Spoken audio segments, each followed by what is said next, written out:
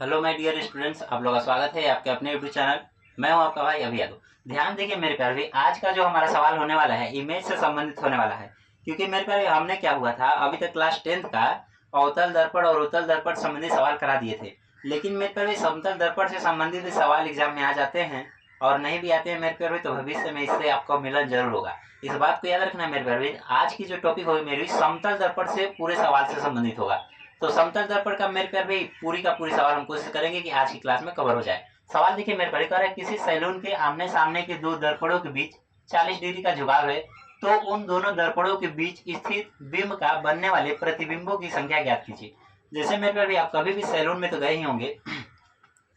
जब मेरे प्यारे आप सैलून में जाते हैं तो देखते हैं कि आपका इमेज ढेर सारा दिखाता है। वैसे सैलून में मेरे प्यारे भाई, जहाँ पे मान लीजिए चारों तरफ शीशा लगा है, तो मेरे पास देखते हैं ना कि आप एक हैं लेकिन ढेर सारा इमेज दिखाता है। ऐसा तो फील किए ही होंगे।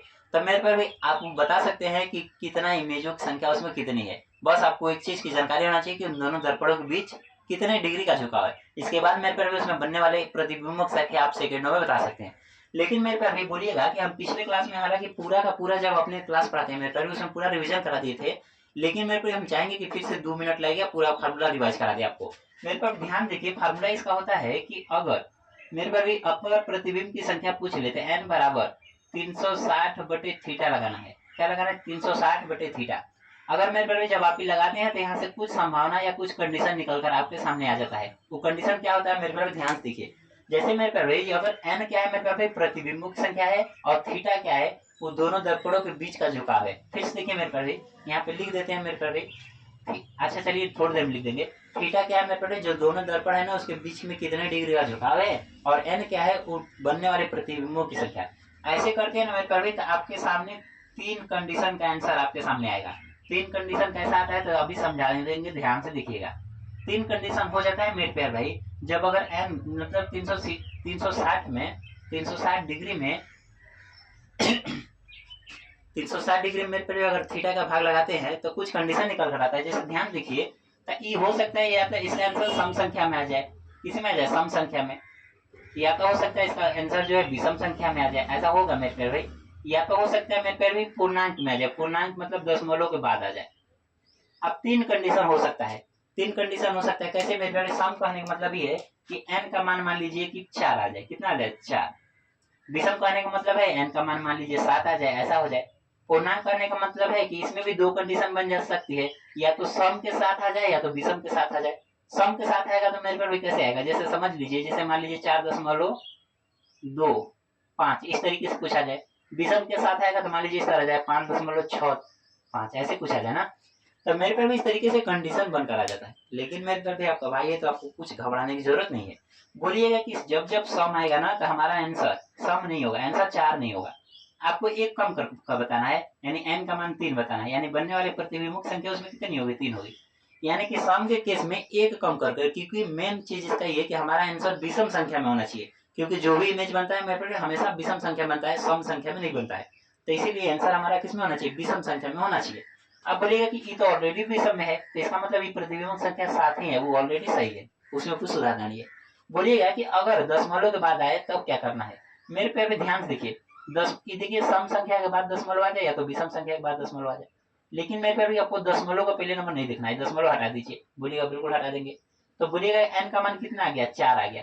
तो लेकिन मेरे पे बताइए कि अभी तो बताया है कि n का मान सम संख्या में आंसर हो ही नहीं सकता, क्योंकि जो भी इमेज बनता है ना उसमें विषम संख्या में बनता है। तो यानी n का मान तो 4 हो नहीं सकता, तो यानी एक कम कर लिखना है। n एक कम कर, यानी n का मान कितना आ जाएगा? 3। आपका आंसर हो जाएगा 3, यानी उसमें 3 इमेज बनेगा। बोलिएगा कि इसमें दशमलव के बाद भी नहीं देखना, तो बिल्कुल दशमलव के बाद नहीं देखना, हटा दीजिए। तो बोलिएगा n का मान तो 5 निकल कर आ गया। तो चेक करिए क्या 5 विषम संख्या है? बिल्कुल, तो यही आंसर हो जाएगा। यानी मेरे प्यारे आपको इस तरीके आसानी से समझना है कि जो भी सैलून में अगर आप बाल कटवाते हैं, आमने सामने दर्पणों में झुकाव होता है, तो आप देखते हैं कि कोई सारा इमेज बन जाता है। बस आपको याद रखना है मेरे प्यारे भाई कि जो भी इमेज बनता है वो विषम संख्या में बनता है, तो आंसर तो सम संख्या में हो ही नहीं सकता है। अगर आंसर सम संख्या में अगर आ रहा है तो आपको क्या करना है? एक कम कर देना है, एक कम करके आंसर बताना है। तो मेरे पर एक कम करते हैं तो ऑलरेडी विषम संख्या में हो जाएगा। जो विषम संख्या हमारा है उसमें कम करने की जरूरत नहीं, क्योंकि ऑलरेडी सही है। मेरे पर अगर हो सकता है कि दशमलव के बाद अगर आए, वो नंबर पूरा ना कटे, दशमलव के साथ कटे, तो मेरे पर पहला नंबर की दशमलव को देखना ही नहीं है, दशमलव को नहीं देखना है। आज जब दशमलव नहीं देखना है मेरे प्यारे भाई, तो नंबर बचेगा 4 या तो 5। 5 विषम है तो विषम 5 आंसर है। 4 सम संख्या तो सम हो ही नहीं सकता, एक कम कर यानी 3 आंसर हो जाएगा। मेरे पर भी अभी तक सवाल हम आपको बहुत ही फार्मूला मतलब हम पूरे क्लास में समझा थे, लेकिन आज दोबारा समझा दिए हैं मेरे पर भी। अब हम चलते हैं सीधे सवाल की ओर। अब मेरे पर भी देखिए सवाल की ओर चलते हैं। बोलिएगा क्या है सवाल में, किसी सैलून के आमने सामने के दो दर्पणों के बीच 40 डिग्री का झुकाव है, यानी थीटा का मान कितना दिया है मेरे पर भी, थीटा बराबर कितना दिया है 40 डिग्री दिया है। और कह रहा मेरे पर भी उन दोनों दर्पणों के बीच स्थित कोई भी बीम की जगह आप अपने आप को समझ लीजिए, दोनों दर्पणों के बीच आप ही बाल कटवाने के लिए गए हैं। तो कह रहा है आप बताइए कि बनने वाले प्रतिबिंब में आपका इमेज उसमें कितना दिखा रहा है। मेरे पर भी आपका इमेज कितना दिखा रहा है ये भी बता सकते हैं, जो बाल आपका काट रहा है उसका भी इमेज बता सकते हैं कितना बन रहा है, यानी नंबर ऑफ क्या इमेज क्या कर रहा है पूछना चाह रहा है। मेरे पर भी ऐसे सवाल में ई फार्मूला लगा दीजिए, एन बराबर क्या होता है तो बोलिएगा 360 डिग्री बटे थीटा। अब मेरे पर भी एन का मान कितना हो जाएगा, 360 में भाग लगा दीजिए कितने थीटा का, थीटा का मतलब 4। मेरे पर 40 के पढ़ा में 360 का बार में कटेगा, 9 बार में कटेगा, यानी एन का मान कितना आ गया 9। क्या है विषम संख्या है, बोलेगा विषम संख्या है, यानी आंसर आपका यही है, यानी उसमें आपका 9 इमेज दिखाएगा। अब मेरे पर भी ऐसा सवाल में अगर ये विषम संख्या है तो आंसर यही हो जाएगा, लेकिन मेरे पर अगर सम संख्या में आ जाए तो आपको एक कम करके विषम बना देना है, क्योंकि मेरे पर जब भी सैलून में इमेज बनता है ना वो विषम संख्या बनता है, सम तो बनता ही नहीं है। तो मेरे पर भी सवाल रहा आपके सामने, बोलिएगा कि इसी को मिटाते नहीं है और अगला सवाल इसी में बता दे, क्या दिक्कत है। मेरे पर भी सेम सवाल है, इसको उतार लीजिएगा ठीक। इसको मेरे पर भी हम यहाँ पे इसका सॉल्यूशन मिटाते हैं, बाकी इसको सवाल नंबर 2 इसी में हम बना देते हैं। जैसे मान लीजिए मेरे पर भी क्वेश्चन नंबर 2 इसी को सुधार देते हैं। कह रहा है किसी सैलून के आमने सामने के दो दर्पणों के बीच, मान लेते हैं मेरे पर भी यहाँ पे जो है ना 90 डिग्री लिख देते हैं, 90 डिग्री का झुकाव है, तो उन दोनों दर्पणों के बीच बनने वाले प्रतिबिंबों की संख्या बताइए। मेरे पे बोलिएगा सवाल में दिया है कि थीटा का मान कितना दिया है, थीटा का मान 90 डिग्री का झुकाव है, थीटा बराबर कितना हो जाएगा मेरे पास 90 डिग्री। बोलिएगा मेरे प्यार भाई, और हम जानते हैं कि बनने वाले इमेजों की संख्या क्या कर रहा है पूछ रहा है, हमको पता है कि n बराबर इमेजों की संख्या जब भी प्रतिबिंब निकालना होगा मेरे भाई 360 बटे थीटा होता है। तो बोलिएगा 360 डिग्री बटे क्या हो जाएगा थीटा हो जाएगा, n बराबर कितना निकल कर आएगा मेरे प्यार भाई 360 बटे थीटा का मान सवाल में कितना है 90 है, तो बोलिएगा 90 का भाग लगा दीजिए, कब बार में कटेगा 4 बार में कटेगा, n बराबर 4। क्या ये सम संख्या है, सम संख्या का आंसर आपका 4 नहीं हो सकता है, क्योंकि मेरे पर भी जो सैलून होता है उसमें सम हमेशा इमेज तो विषम संख्या में बनता है, तो आपका सम संख्या में आंसर हो ही नहीं सकता है। ऐसे कंडीशन में मेरे पर भी आपको क्या करना है, n का मान 1 कम कर देना है, यानी कि 4 - 1 बराबर कितना 3, यानी 3 आपका राइट जवाब हो जाएगा। मेरे पर हम बता रहे हैं पूरे टीचिंग लाइन में बता रहे हैं मेरे पर भाई, ये सब क्वेश्चन कोई नहीं बताता है, कोई भी नहीं बताता है बोर्ड एग्जाम में, लेकिन मेरे पर अगर आप हमसे पढ़ रहे हैं तो ऐसा बता रहे हैं कि दर्पण संबंधी, चाहे वो गोलीय दर्पण हो, चाहे मेरे पर गोलीय दर्पण में अवतल उत्तल हो या समतल दर्पण हो, मेरे पर हमारे यहाँ एक बार जो लड़का पढ़ लेता है ना उसको दोबारा भविष्य में दर्पण से संबंधित कुछ नहीं पढ़ना है, क्योंकि ऐसा कोई कॉन्सेप्ट नहीं रहेगा जो आपका ये भाई नहीं बता पाया, पूरा का पूरा कॉन्सेप्ट बताते हैं मेरे पर। क्योंकि अगर आपका जिंदगी में अगर कभी भी कोई भी एग्जाम देते हैं उसमें दर्पण की बात आए तो आपको बिंदास बैठना है कि दर्पण से ऐसा कुछ रहा ही नहीं जो हमने अपने 10 क्लास में नहीं पढ़ा, क्योंकि हम पूरा का पूरा क्वेश्चन मेरे पर भी पढ़ा देते हैं। बोलिएगा मेरे पर भी कि सम संख्या भी हो गया विषम संख्या भी हो गया, क्या ऐसा भी हो सकता है कि दशमलव में आए, ऐसा हो सकता है मेरे पर भी। जैसे मेरे पर इसी सवाल को हम दोबारा मिटाएंगे नहीं, इसी में संशोधन कर देंगे, ध्यान से देखिए। कह रहा मेरे पर भी क्वेश्चन नंबर जो 3 है इसी को बना देते हैं, क्वेश्चन नंबर जो 3 हो जाएगा मेरे पर भाई। कह रहा है किसी सैलून के आमने सामने के दो दर्पणों के बीच 90 डिग्री न लगता मेरे पर भाई, इस पर मेरे पर हम रख देते हैं 70 डिग्री, कितने 70 डिग्री, 70 डिग्री का झुकाव है, तो उन दोनों दर्पणों के बीच स्थित बिंब की बनने वाली प्रतिबिंबों की संख्या बताइए। अब मेरे पर ध्यान देखिए, बोलिएगा कि दोनों दर्पणों के बीच कितने डिग्री का झुकाव दिया है, तो बोलिएगा 70 डिग्री दिया है। और साथ में क्या पूछ रहा है मेरे प्यार भाई, बोलिएगा कि पूछ रहा है कि उनके बीच बनने वाले प्रतिबिंबों की संख्या बताइए, यानी नंबर ऑफ इमेज पूछ रहा है मेरे प्यार, टोटल नंबर ऑफ इमेज क्या कर रहा है पूछ रहा है। बोलिएगा हमको पता है कि नंबर ऑफ इमेज निकालने के लिए क्या करना होगा, 360 में दोनों दर्पणों के बीच के झुकाव से क्या कर देना, भाग लगा देना है। ऐसे करते मेरे पर भी सवाल आपके सामने आ जाएगा, n बराबर 360 लिखना है बटे थीटा का मान कितना है मेरे पर भाई, बोलेगा थीटा का मान मेरे पास सवाल में दिया है 70 डिग्री, यहाँ पे लिख दीजिए 70 डिग्री। मेरे पर अगर 10 से काट दे तो 0 0 कट ही जाएगा, 7 का भाग अगर 36 पर लगाते हैं मेरे पर भाई, n बराबर बोलेगा 7 5 35, ना जाने का दशमलव लगाएंगे, ना जाने का मतलब दशमलव लगाएंगे तो 1 बचेगा ना, उसके बगल में 0 आ जाएगा, तो बोलेगा 7 एकम, तो बोलेगा 7 आ जाएगा, 3 बचेगा 0 जाएगा तो 30 हो जाएगा, 7 चौक 28, यानी 5.14 आएगा। अभी भी पूरा नहीं कटा है, अभी आगे और जाएगा, लेकिन हम रुक जाएंगे पे।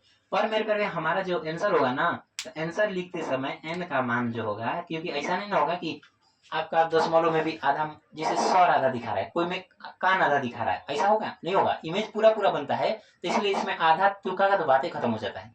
क्योंकि मेरे पास कभी सैलून में देखे हैं कि आप पूरा कुछ इमेज पूरा पूरा बना है और कुछ इमेज ऐसा बना कि कान अलग दिखा रहा है, नाक अलग, तुम्हारा नाक अलग दिखा रहा है, बाल अलग दिखा रहा है, ऐसा हो सकता है? नहीं हो सकता है ना, क्योंकि पूरा साइज में इमेज बनता है मेरे। तो पहले नंबर दशमलव को हटा दीजिए, कोई दिक्कत नहीं है। एन का मान कितना है 5, ये क्या 5 विषम संख्या है? बोलेगा बिल्कुल है, तो यही आंसर हो जाता है। अगर विषम संख्या रहता है तो हम उसके बाद मेरे पास एक और कम करते, लेकिन चूंकि ये 5 विषम संख्या है तो इसका मतलब मेरे प्यारे भाई आपका आंसर यही हो जाता है, इसका आंसर यही हो जाएगा मेरे प्यारे। ठीक, अब मेरे पर अगला सवाल लिखते हैं। बोलिएगा कि 3 सवाल करा दिए मेरे पर, 3 सवाल मतलब मेरे पर भाई एक मेरे पर सम संख्या में आंसर आ जाए, एक कम कर बता दिए। विषम संख्या में आंसर आ जाए तो वो आंसर सही है, उसमें कुछ नहीं करना है, वो बता दिए। मेरे पे पूर्णांक में भी 2 बताए कि विषम के साथ तो आ गया, क्या सम के साथ भी आ सकता है? सम के साथ भी हो सकता है, आ जाए मेरे पे ऐसा सवाल लिखते हैं जो आ जाए। अब मेरे पे भी अगला सवाल बता देते हैं, ध्यान से देखिए। अब मेरे पे भी अगला सवाल बना देते हैं। जैसे मेरे पे भी मान लीजिए मेरे पे क्वेश्चन नंबर 4 है, कह रहा है किसी सैलून के आमने सामने के 2 दर्पणों के बीच मेरे पे थोड़ी देर के लिए यहाँ पे 80 डिग्री कर देते हैं। क्या कर देते हैं? 80 डिग्री का एंगल, 80 डिग्री का झुकाव है। तो उन दोनों दर्पणों के बीच स्थित जो बिंब है उसका इमेजों की संख्या कितना बनेगा? अब मेरे प्यारे सवाल दोबारा है, सवाल को दोबारा देख लेते हैं। जैसे मेरे प्यारे भाई बोलिएगा कि दोनों दर्पणों के बीच थीटा का मान कितना दिया है? 80 डिग्री दिया है ना, क्योंकि दोनों दर्पणों के बीच कितने डिग्री का झुकाव? 80 डिग्री का झुकाव है। बोलिएगा मेरे प्यारे भाई टोटल नंबर ऑफ इमेज क्या करना चाह रहा, पूछ रहा है। अब ध्यान देखिए मेरे प्यारे, टोटल नंबर ऑफ इमेज जो होता है 360 बटे थीटा होता है। अब बोलिएगा ये फार्मूला हमको तो याद है, तो बोलिएगा एन बराबर क्या होता है मेरे प्यारे भाई 360 बटे थीटा का मान कितना दिया है? 80 डिग्री दिया है। बोलिएगा 0 0 कट जाएगा। अब मेरे प्यारे इसको 2 से अगर उड़ाया जाए तो 2 से कब वन कटेगा? 18 दूना 36, अब 2 से कटेगा 4 वन। हालांकि मेरे प्यारे 4 से कट जाता है तो विषम संख्या में आ गया, विषम संख्या में आ गया नहीं, क्या विषम संख्या में नहीं आया मेरे भाई। 2 से काटे थे, 2 से 18 बार में कटेगा, 2 से 8 आएगा 4 बार में। अब 4 का भाग लगा दीजिए मेरे भाई, तो बोलिएगा 4 चौके 16, बचेगा 2, 2 बचेगा मेरे भाई, 0 आएगा तो 0 हो जाएगा, 4 5 20 हो जाएगा, यानी 4.5 आएगा। यानी एन का मान कितना आ गया मेरे भाई? 4.5। अब मेरे पर भी ध्यान देखिए कि क्या इस पर लागू है कि नहीं, सम संख्या भी है, दशमलव भी है।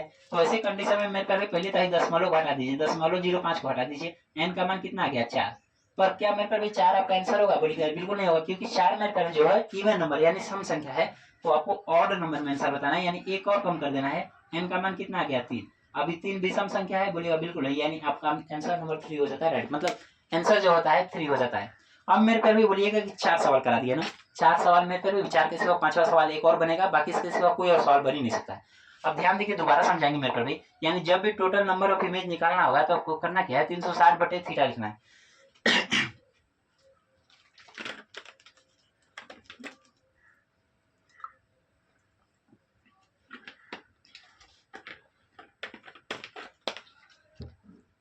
तो मेरे प्यार भाई क्या लिखना है? 360 बटे थीटा लिखना है। अब ध्यान देखिए, या तो एन का मान आ जाए सम संख्या में आ जाए, या तो मेरे पास एन का मान विषम संख्या में आ जाए,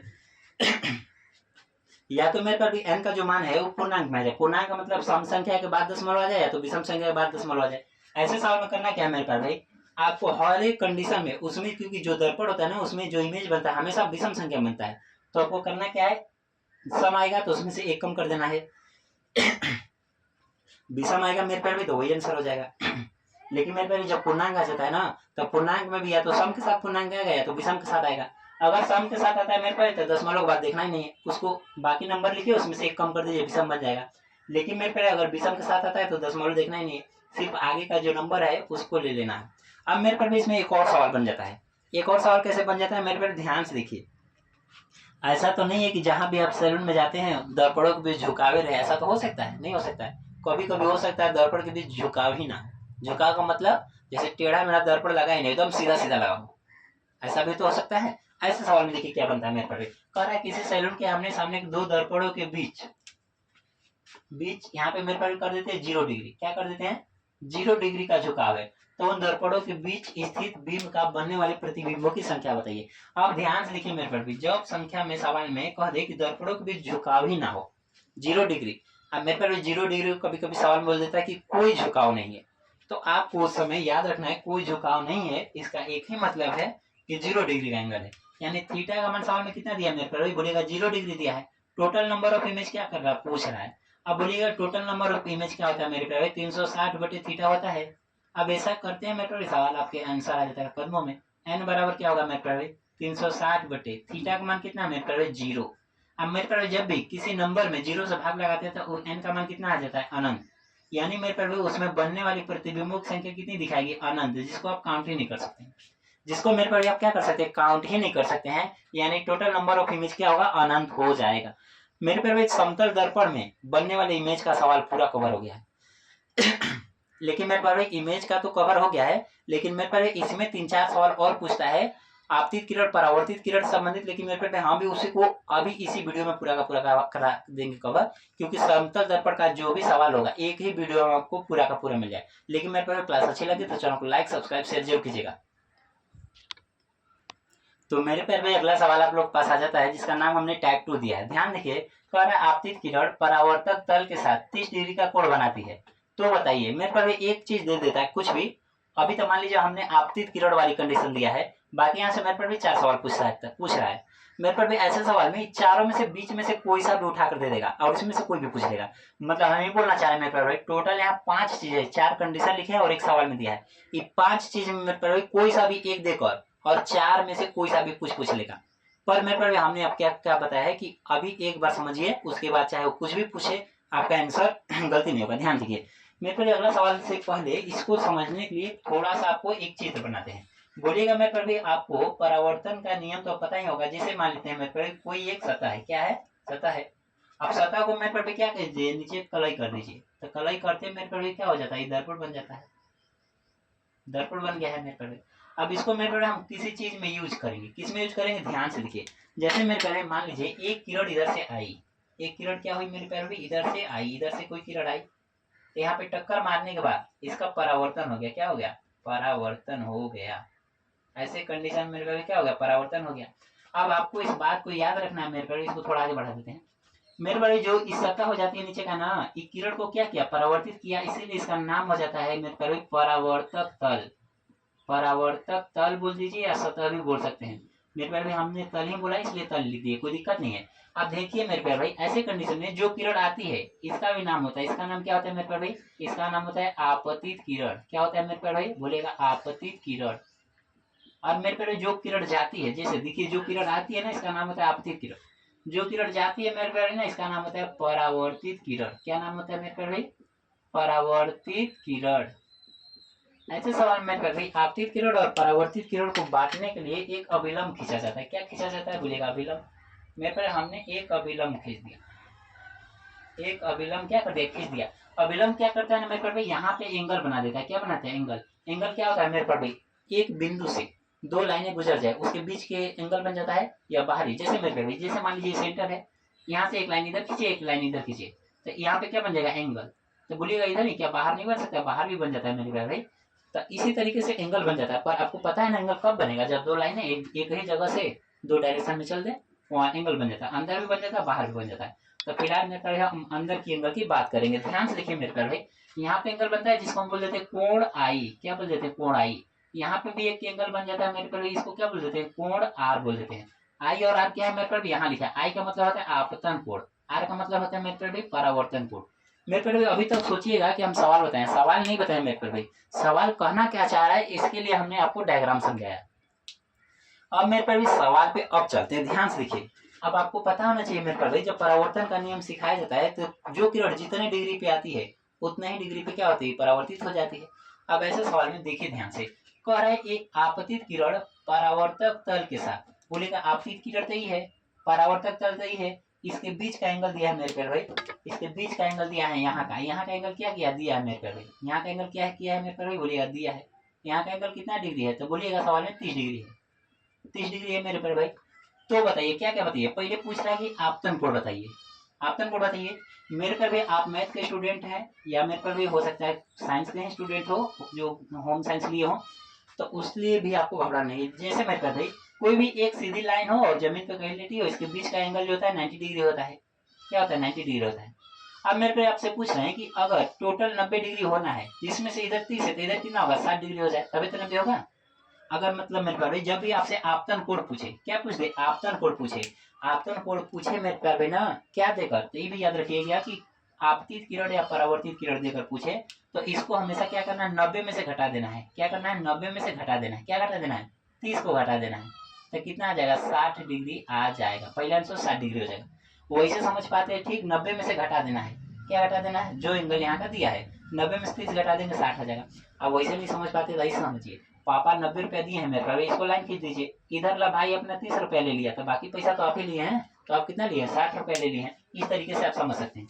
अगला है मेरे पे भाई कि परावर्तन कोण बताइए। मेरे पे भाई अभी आप बताइए कि जब आप परावर्तन का नियम पढ़ते हैं तो आपतन कोण का मान किसके बराबर होता है? परावर्तन कोण के बराबर होता है। यानी कोण आई जितना होगा ना उतना ही कोण आर होगा। तो मेरे पे भाई अगर कोण आई का मान 60 डिग्री है तब क्या कोण आर का मान भी 60 डिग्री हो जाएगा? बोलेगा बिल्कुल हो जाएगा 60 डिग्री। ब्रैकेट में लिख दीजिए, क्यों? क्योंकि कोण आई का मान बराबर था किसके? कोण आर के बराबर हो जाता है।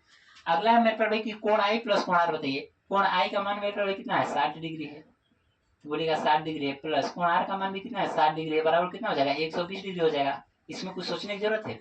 अगला है मेरे पर परावर्तित किरण परावर्तक तल के साथ, यानी यहाँ को मेरे पर यहाँ का एंगल बताइए। यहाँ का एंगल नहीं बता सकते हैं? बोलेगा बिल्कुल बता सकते हैं। यहाँ का एंगल क्या होगा? जितने डिग्री पे आई, कितने डिग्री पे आई थी? 30 डिग्री पे आई थी, तो जाएगी भी कितने डिग्री पर? 30 ही डिग्री पे जाएगी, यानी इसका भी आंसर कितना होगा? 30 डिग्री हो जाएगा।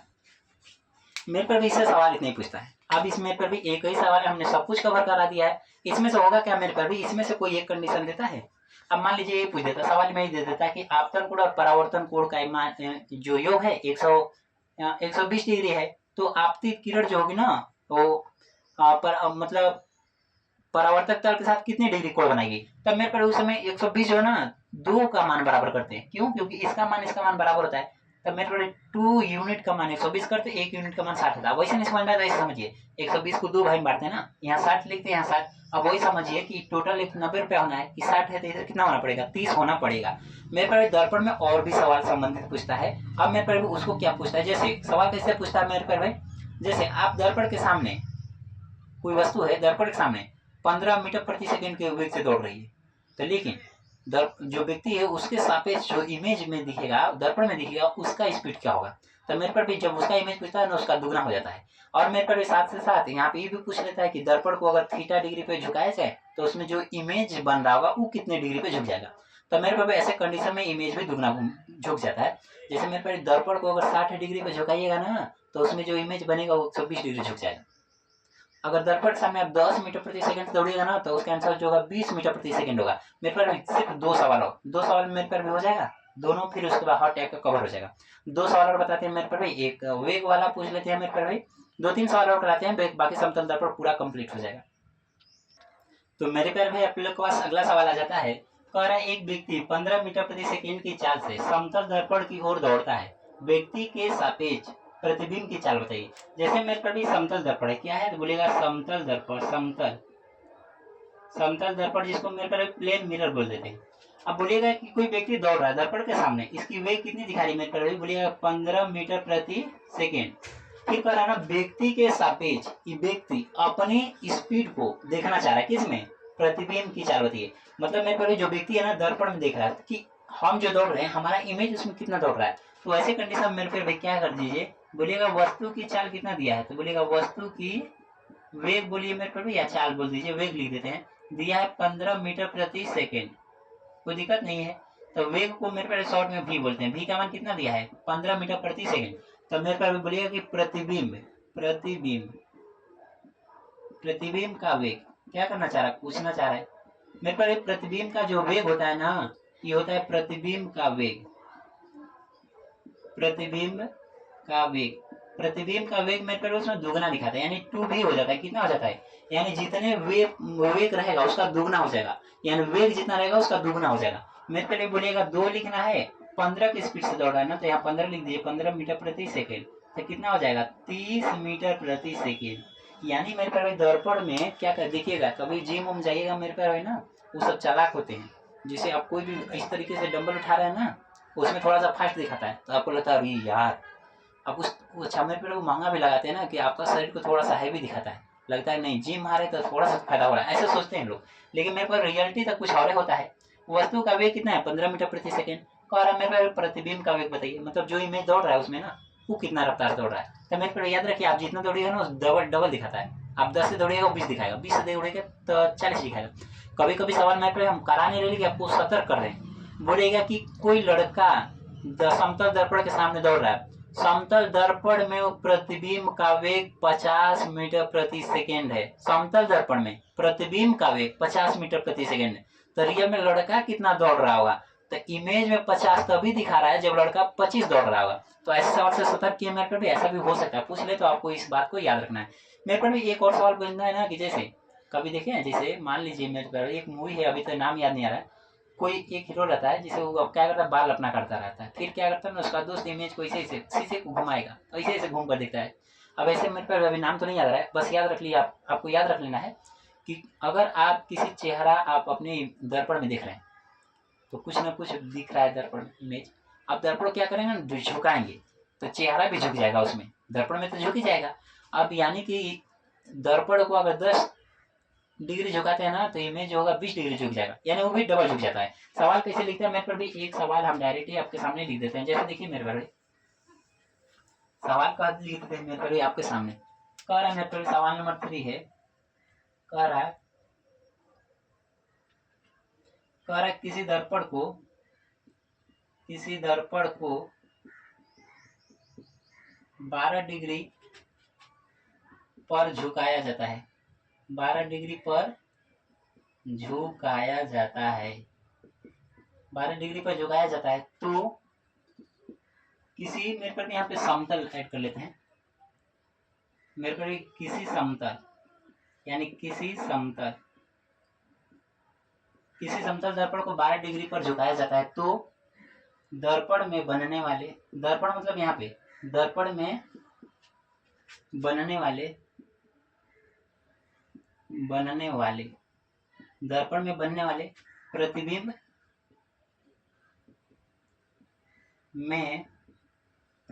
में कितने डिग्री का झुकाव, कितने, मेरे पे मात्रा मत ध्यान दीजिएगा, कितने डिग्री का